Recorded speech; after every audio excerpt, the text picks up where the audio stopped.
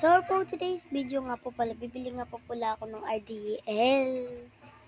At agad-agad na akong ayan yung pera. At agad-agad na akong naglakad-lakad. Siyempre, nasa labasan pa ako po sa tindahan nila. Team Marie. Siyempre.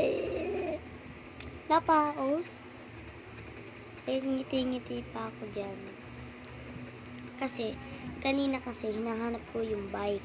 Wala. Hindi ko nakita. Sa angkas kasi sana ako ni Talia. Baka gamit ni Talia kaya hindi ko sayang nga naglakad tuloy ako guys. Ano ba yan? Ha ha ha ha. At bibili nga sana ako ng RDL tuloy. Ng ano dyan? Tag dito? Mga fishball kwek-kwek or ano ganun-ganun. Kiyam.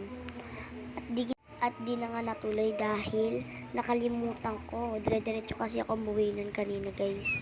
Siyempre, lakad-lakad ako lang. Ngiti-ngiti pa sa yun. Uy, sabi ko nga nandito na ako malapit sa may labasan.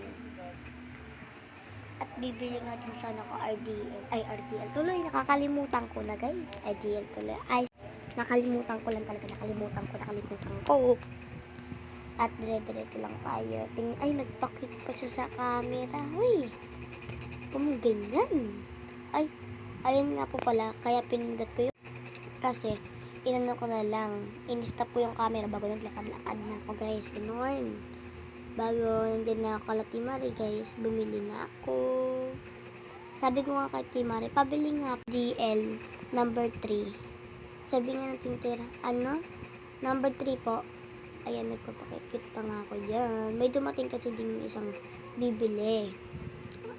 Ayan, yung number 3 RDL. At uuwi na ulit ako. Nandiyan na ako sa bahay. Ay, sa bahay ba tawag? Ay, hindi. So, may likod ng bakery pala yun, guys. Diba yan? Alam nyo, guys. Alam nyo. Diyan, ayan yung asong sinasabi ko sa inyo na kanina natatakot ako dyan. Pero nakalimut ako sabihin. Diyan ako natatakot kanina. Nag-aaway kasing aso. Kaya kinagat ko talaga dila ko dyan kanina. Hindi ko lang nakita nyo. O ganun-ganun. Basta.